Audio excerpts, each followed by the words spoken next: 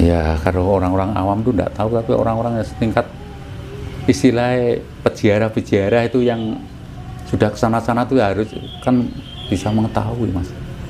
Ya, orang awam nggak tahu, hanya doanya ya pakai kembang gitu aja. Maksudnya apa ada lelaku khusus, amalan khusus untuk bisa seperti itu gitu loh? Oh, bisa. Ada itu. Nah, bisa. itu bisa disampaikan. Caranipun Mbah Nanang nggih bedakaken antarane niku swarane asli kali suarane setan ngoten niku pripun nggih cara bedakaken ketika tawasul niku lho. Nggih, nyun sewu, saya memanggil itu setan nggak berani, Mas. Nggak berani keluar. Oh. Langsung. Masalahnya saya langsung itu, makanya Kanjeng Nabi Sulaiman saya patekai yang banyak. Biasanya kan nggak sampai goib-goib jelek itu yang masuk di dalam tawasul itu. Tapi ya saya kasih fateka. Wahyu derajat sing manggen di lingkungan situ saya kasih. Ya. Soalnya kan gini Mbah, kan banyak kan orang itu katakanlah pelaku-pelaku spiritual kan yang sering meditasi dan sebagainya. Terus ada suara A, suara ini itu. Nah, itu kan kadang kan bingung. Ini suara asli apa suara yang itu. Nah, itu pripun Mbah carane bedakan, terus kuncine sagete mboten tertipu kali suara-suara seperti itu bagaimana Mbah? Ya, bisa itu. dijelaskan Mbah Nanang? Makanya harusnya kita itu ya percaya diri lah. Iya, Biar tidak ada barang goib jelek yang keluar, yang mengganggu, itu harus tahu. Saya tuh 50 meter dari saya tawasul tidak berani goib-goib. Insya Allah tidak berani mengganggu. Kuncinya nopo Mbah kok mboten berani ganggu nih? Ya, enggak tahu itu. Ya mungkin saya kena percikan sinarnya violet beliau-beliaunya itu, saya terjadi power. Ada apa itu cahaya putih itu di kanan kiri saya. Oh. Saya bisa masuk seperti itu. Cahaya putih. Iya. Makanya di situ kan tujuannya kan baik ya, enggak ada yang macam-macam saya tuh. Enggak seperti didatangi, iya ada goib ini, saya enggak usah. Itu tipuan-tipuan itu. Tipuan-tipuan. Hanya saya di situ diambil uluk salam, diambil irodatnya. Nah, itu bisa masuk. Irodatullah, irodate Mbah Wali. Nyan mancing wonten jagat kula ngang sejatos lan niku. Ya itu. Insya Allah langsung beliaunya sendiri. Iya. Terus itu Mbah terkait kita ziarah ke makam leluhur ya. Nah, kita kan pasti berdoa, ya kan mendoakan dan sebagainya. Nah, apakah doa-doa kita itu sampai Mbah kapan? Insya Allah ya sampai lewat kabel itu. Mulai malaikat, nabi, rasul, wali songo, para syekh, kabaib, ulama, para aulia, lah itu lewat situ. Nanti bisa langsung menuju ke alam nirwana, itu harus ada kabelnya. Presiden aja sudah kabelnya banyak, ring 1, ring 2, ring 3, ring 4. Sama Gusti Allah Ta'ala seperti itu. Ringnya itu ya seperti itu, para ulama, suatu aulia. Iya. Akhirnya bisa menuju ke sana. Itu terus yang merasakan Mbah ketika kita mendoakan leluhur yang sudah meninggal dan sebagainya. Yang dirasakan apa, yang didoakan misalkan sudah meninggal, terus yang mendoakan itu apakah doa kita diterima apa enggak, itu yang kita rasakan itu seperti apa Mbah? Saya diterima enggaknya, saya hanya ada hawa dingin masuk. Hawa dingin ya. Itu bagi yang mendoakan Mbah ya? Masuk. Ya nanti kalau ada goib jelek itu ya istilahnya walinya itu kelasnya tinggi, mengkorok gitu. Ya, pernah saya didatangi seperti itu, tapi tidak sampai mengganggu lah. Ya, tujuan saya baik, tidak ada macam-macam, tidak ada cari-cari itu. Tujuan saya itu hanya mendoakan anak saya, keluarga saya, dan Indonesia itu seperti biar damai sampai badatun thayyibatun walaupun ghafur salamun ini. Seperti itu, tidak ada yang macam maksud lain-lain, itu tidak ada. Nah, sebetulnya tujuan dari orang ziarah ke leluhur ya kan, itu meminta berkah atau mendoakan atau bagaimana Mbah? Soalnya sekarang kan itu kadang orang itu ziarah ke leluhur ya, itu tujuannya kan untuk pribadi. Nah, misalkan contoh untuk rezeki dan sebagainya. Nah, itu sebetulnya minta apa? karomah dan syafaat, Mas. Minta karomah dan syafaat lah. Setingkat Nabi minta karomah dan syafaat mukjizatnya. Nah, itu. Saya minta ini biar ibu saya yang sudah dipanggil di Ngapura Dusone, yaitu anak-anak saya, istri saya, ya, biar diampuni, baru minta rezeki, minta itu. Ya. Harus minta pengampunan dulu lah sama Gusti Allah Ta'ala. Misalnya dosanya kita kan banyak, tidak tahu. Dan lewat porokinasinya Gusti Allah Ta'ala itu bisa lewat kabel, itu bisa, insya Allah. Masalahnya Gusti Allah itu Rahman Rahim ya, itu. Saya itu percaya penuh, saya ada hasilnya, sudah ada hasilnya itu. Saya bisa, anak saya bisa jadi pegawai negeri semua, itu. Nah, ketika kita ingin mendapatkan karomah ya Mbah, tanpa kita harus ziarah ke makam leluhur, ya kan, ke makam wali, cukup kita datang ke makam Mbah Buyut, itu apakah bisa untuk karomah? Bagus itu. Lebih bagus ya Mbah. Makanya saya di wali-wali saya mendoakan leluhur saya biar di Ngapura Dosane pun itu. Nah, di istilahnya di para wali-wali, beliaunya kan sudah masuk surga para wali-wali. Dan minta mendoakan leluhur saya, ibu saya, biar tidak dosanya bisa diampuni kan lewat situ. Jadi ada orang bilang ini kuburannya wong liya ae, kuburan bapak. Tapi orang-orang kan tidak seperti saya itu. Saya di situ mendoakan leluhur saya lewat situ. Ya di rumah ya saya doakan, ya di lewat wali ya saya doakan. Nah, itu. Teman-teman saya sudah saya doakan semua ya kan. Jadi tidak ada musuh gitu lah. Itu berarti ada orang bilang nunggu kuburannya mboke Ratu Parani, tapi tidak tahu itu.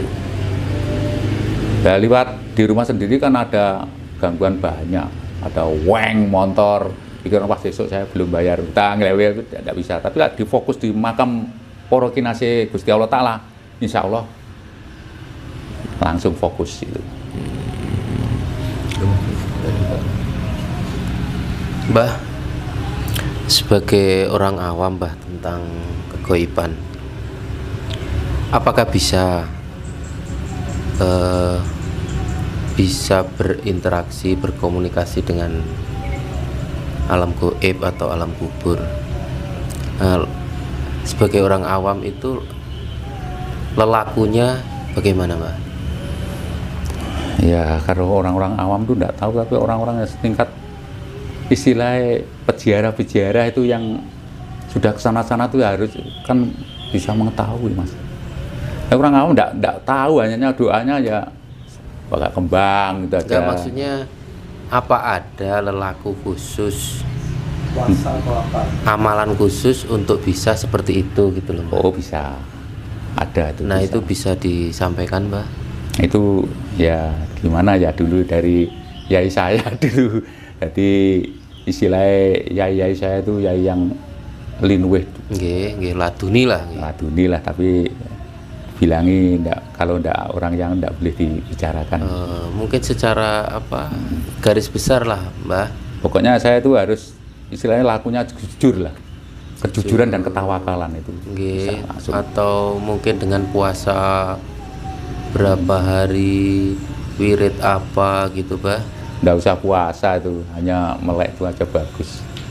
Melek Bang ya? Nggak tidur itu bagus. Maksudnya selama? Ya istilahnya mapak tiron sampean tuh bisa juga. Mulai tiron sampean Kamis, mulai Senin. Nggih. Melek, nah itu bisa juga. Nanti gaib itu melihat sendiri sampean, nggak usah sampean pakai wirid-wirid, tahu sendiri. Nggih, nggak usah minta. Nggak usah minta. Di badan sama 7 tuh lihat sendiri semua itu. Kalau mantep istilahnya. Nggih. Kayak ada, jangan melekan ada di jagongan-jagongan jangan gitu kan. Ini yang kalau ngempet luwe itu istilahnya 1 dibanding 50 lah. Lain sama tirakat Melek nggih. Iya, melek. Orang-orang dulu tuh melek, makanya Topobroto istilah meditasi itu kan melek, enggak? Melek hatinya tok yang berkomunikasi sama tuh. Makanya orang banyak meleknya itu seperti panas, Mas. Baunya panas ya, rasa panas. Jadi zaman masuk orang-orang yang cari-cari pesugihan tuh, zaman diusir, disuruh keluar. Akhirnya sudah istilahnya. Kalau dulu saya pernah dibilangi nggih Bang nggih. Lek pengen ngerti alam kubur kon topo pendem Bang. Nggih topo pendem. Selama berapa 3 hari kalau nggak salah Mbak. Itu kalau insya Allah itu kalau ndak mantep tenan bisa bablas itu. Oh nggih. Itu hanya orang-orang yang linuwih. Nah itu kalau misalnya dilakukan tanpa guru Mbak, itu bahaya banget nih. Bahaya, dead itu. Saya punya guru itu seperti itu, tapi bagus memangnya. Tapi tidak ada muridnya diajari seperti itu, tidak ada. Itu namanya Mbah Parman Patian Rowo itu dulu, almarhum itu. Dulu kalau memanggil di dalam situ ada bolanya di ini kan langsung. Itu memangnya orang linuwih. Tapi muridnya tidak ada yang dikasih tahu, makanya itu berat sekali. Beliaunya dulu laku seperti itu, dulu memang keadaan. Dalam penjajahan seperti itu makan tidak bisa, akhirnya dia nekat seperti itu. Akhirnya terjadi power. Jadi dengan topo pendem itu dia memohon dengan amat sangat ke. Iya, kan tidak dengar apa-apapun di dalam itu. Saya pernah tuh di Pondok Mojosari itu, pondok di dalam tanah saya pernah sana, di miliknya Gus Malik. Nah, itu saya ke sana. Di dalam tuh ya memangnya hening memangnya. Dekat itu kain putih itu tidak kelihatan. Ya beliaunya jenengan mengalami nggih. Sedang mengalami. Topo pendem ini. Ya di situ, tapi hanya di mana tadi? Gimana tuh kok di alam pendem itu seperti itu. Nah, itu tidak tahu apa-apa. Pengalaman panjenengan pripun Mbah selama melakukan topo pendem itu? Enggak apa, saya itu hanya mencari tahu. Saya di Gus Malik itu ada. Sampai 3 kali saya di situ. Di masjid di bawah tanah itu. Punya masjid di bawah tanah.